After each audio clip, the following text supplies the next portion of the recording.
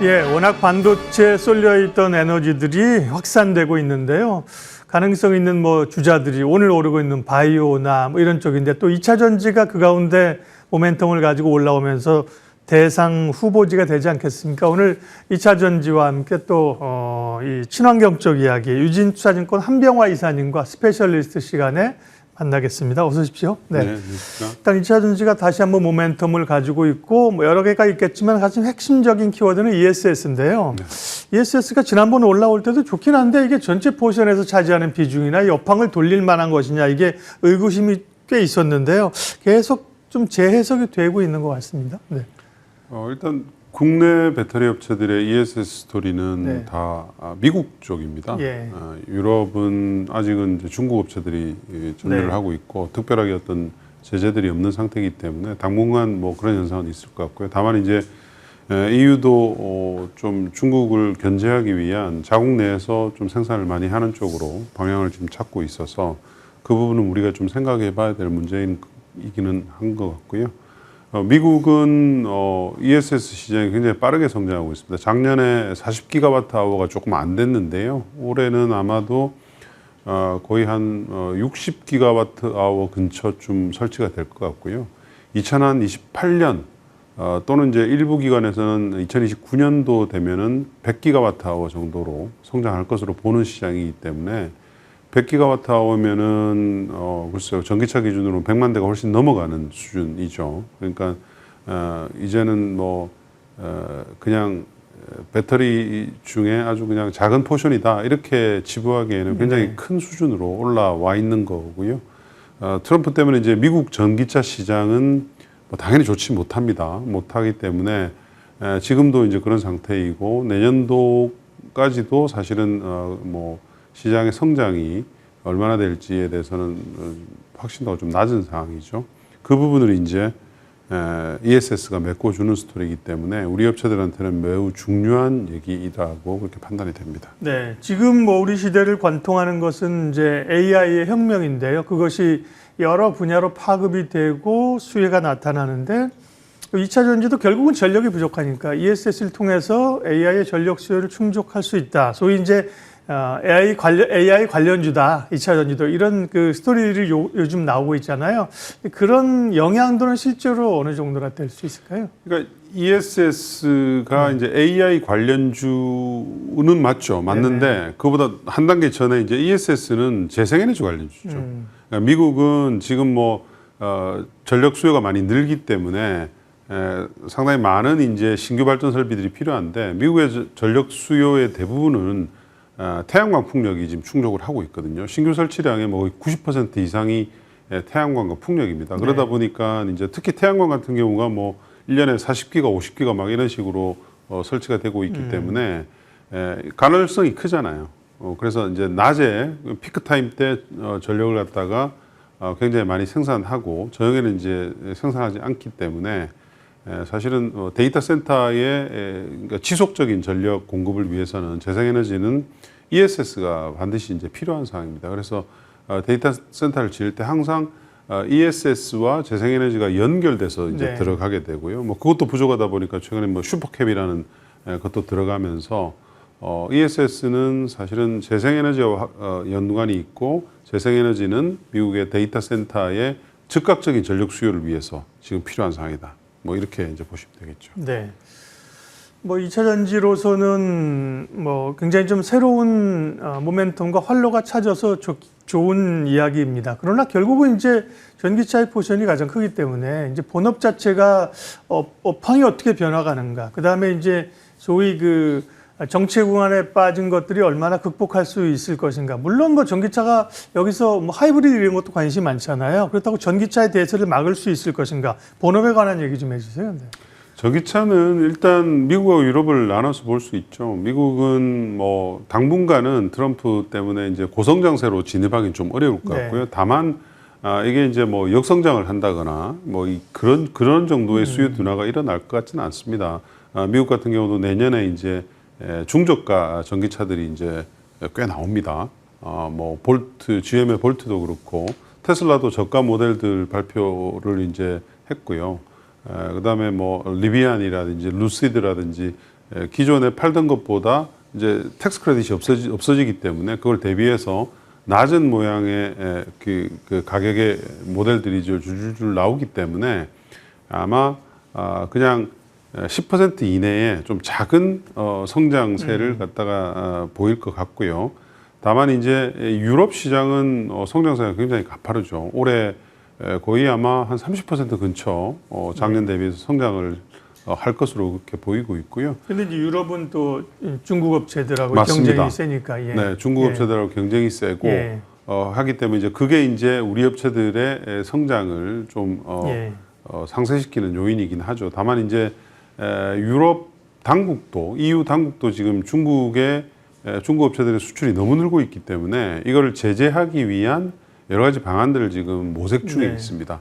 그래서 특히 유럽 내에 설치하는 공장들, 중국의 공장들에 한해서도 유럽 내에서 고용을 갖다가 유발하고 그다음에 소재나 부품들을 조달하고 이런 좀 그 규제 아닌 규제, 그러니까 사실 눈에 크게 보이지 않는 규제들을 갖다가 도입하기 위해서 지금 준비 중에 있기 때문에 그거는 이제 K 배터리한테도 사실은 중장기적으로 봤을 때는 긍정적인 방향으로 정책이 지금 흘러가고 있다 그렇게 이제 보시면 될 것 같아요. 어떤 산업이 한 10% 성장한다고 하면 꽤 견조한 상승세이죠. 그러나 이제 전기차에 대한 기대감 우리가 훨씬 높은 수준의 상승을 기대하고 있었기 때문에 이제 눈높이가 이제 충족이 안 되는 거고요.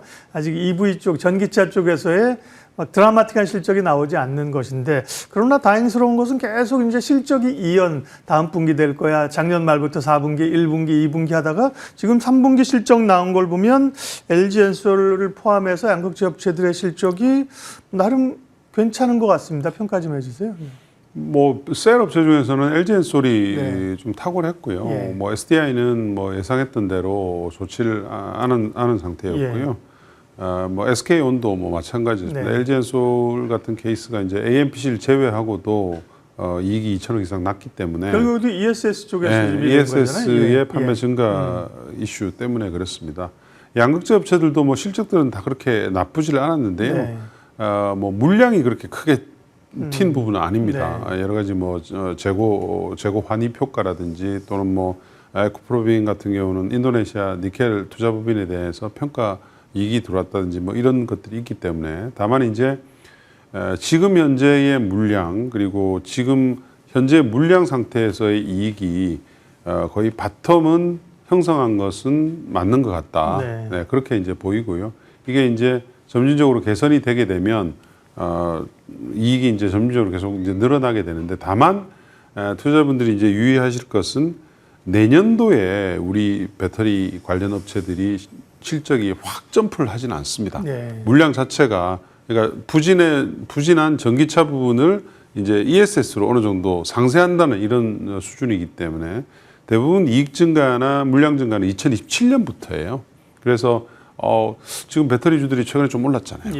그러니까 주가들이 이제 굉장히 좀 핫하다 보니까 내년도에도 실적이 좋아지는 거 아니야? 많이 좋아질 거야. 이렇게 이제 하고 들어가시면 조금 이제 그 미스매치가 일어나죠. 그래서 내년 실적보다는 2027년 정도의 물량 증가를 좀 보시고, 중장기적으로 이 우리 업체들이 중국 업체들과의 경쟁에서 어떻게 살아남는 것인지를 관찰하시는 게 주가에는 가장 이제 큰 영향이 있다 이렇게 보시면 될 것 같아요. 중요한 포인트를 마지막에 말씀해 주는데, 미국은 어쨌든 ESS 시장이 살아나는데 미국 정부가 중국을 막아주니까 여기도 그렇죠. 그렇습니다. 미국에서 ESS는 우리가 이 포션을 넓혀가는데, 유럽 쪽에서는 결국은 중국의 저가 전기차 공세 이런 것들을 결국 그 시장도 우리가 좀 이제 싸워야 되는 시장이잖아요.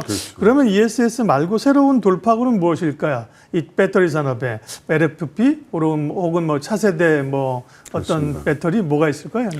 뭐 그 미드니켈, 그러니까 3원계로 봤을 때는 미드니켈 배터리가 있고요. 뭐 저는 사실 개인적으로는 LMR 배터리를 가장 많이 기대하고 있습니다. 그러니까 망간이 많이 함유된 배터리고, 이게 이제 북미에서 GM이라든지 포드하고 우리 K 배터리가 협업을 해서 2028년부터 이제 양산을 하겠다, 이제 그런 계획을 가지고 있거든요.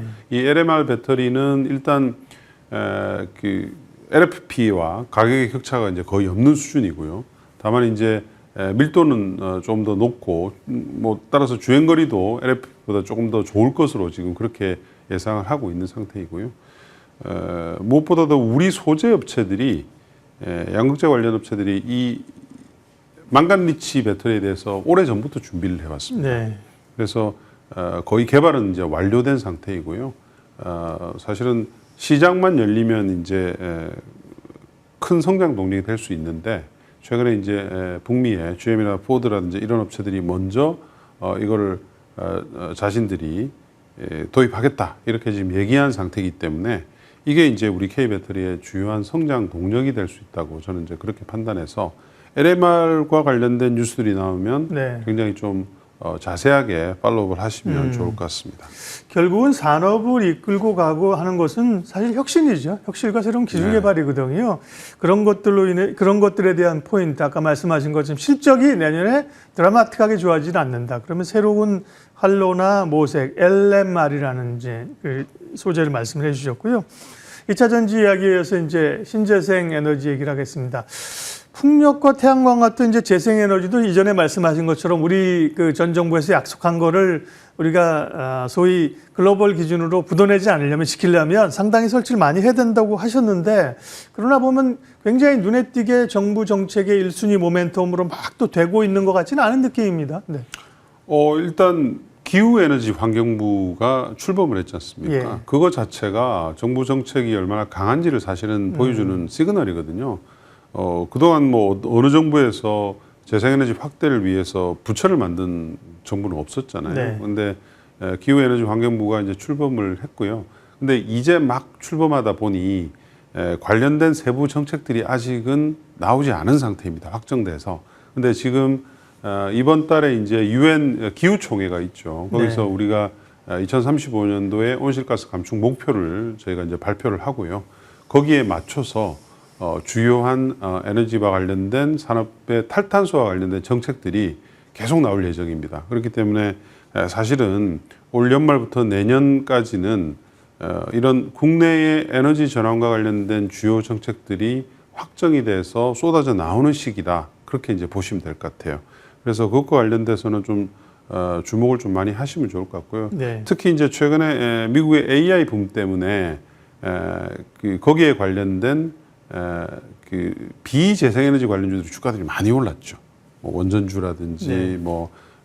그 관련주들이 많이 올랐는데 비해서 재생에너지 관련주들은 주목을 못 받아서 네. 주가는 오히려 지금 뭐 하나도 못 오른 상태이기 때문에 국내 정책의 변화에 따른 수혜주들은 좀 지금부터는 주목을 하셔야 될 타이밍이다. 네. 이렇게 이제 판단하고 있습니다. 태양광이나 풍력 같은 재생에너지 쪽도 여전히 주목해야 되는 거고 태양광이나 풍력을 통해서 에너지를 이제 만들어내는 것뿐만 아니라 그것을 저장하고 전송하고 이런 시스템도 또 인프라가 중요한 거잖아요.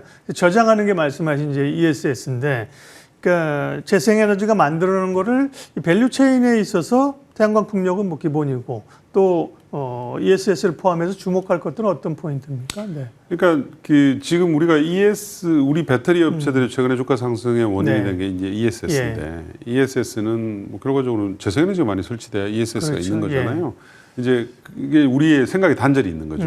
ESS는 좋다는 걸 알면서 재생에너지가 그러면 얼마나 많이 그러게. 설치가 된다는 것에 네. 대해서는 별로 생각을 못 하고 네. 있는 거죠. 근데 미국도 그렇고 뭐 앞으로 우리나라도 마찬가지입니다. 네. 우리나라도 담을 그릇만 있어야 되는 게 아니라 네. 그릇에 담을 내용물이 있어야 되는데 그럼요. 그죠? 예, 그래서 우리나라도 원래는 사실은 ESS 우리가 최대 강국이었죠. 예. 근데 갑자기 이제 없어졌단 말입니다. 시장이 불이 많이 나면서.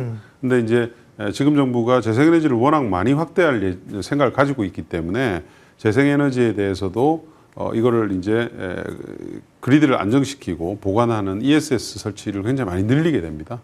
국내에서도. 그러다 보니까 이제 국내 배터리 셀 업체들한테는 국내 ESS 시장도 이제는 무시하지 못할 시장이 되어가고 있는 상태입니다. 네. 뭐 할 얘기는 많은데 시간은 제한돼 있어서 그러면 오늘 2차 전지하고 재생에너지 얘기했는데요. 2차 전지 쪽에 그러면 이사님 지금 탑픽은 어떤 겁니까? 2차 전지는 사실은 지금은 셀 업체들이 그 기술의 변화를 갖다 주도하고 있기 때문에 셀 업체들을 투자하시는 게 제일 편하시고요. 네. 뭐 대표적인 LG엔솔도 있지만 삼성 SDI가 밸류에이션이 아직도 싸죠. 지금 네. 이제 주가는 올랐지만 아직 PBR 1배 정도, 1.2배 정도 수준이거든요.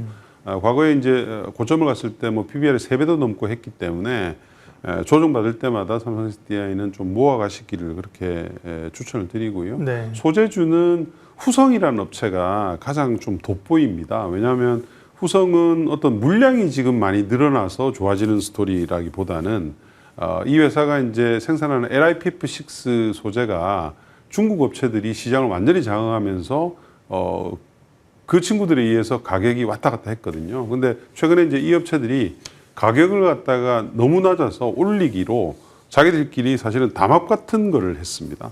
그러다 보니까 가격이 이제 급등을 하고 있고요. 가격이 급등하게 되면 후성이 그동안 이제 중국에 뺏겼던 고객사들이 다시 이제 돌아올 수 있는 그런 이제 계기가 마련됐고, LiPF6 관련된 적자가 한 300억 연간 정도 되는데 이 부분들이 이제 굉장히 축소되는 그런 방향으로 가게 됩니다.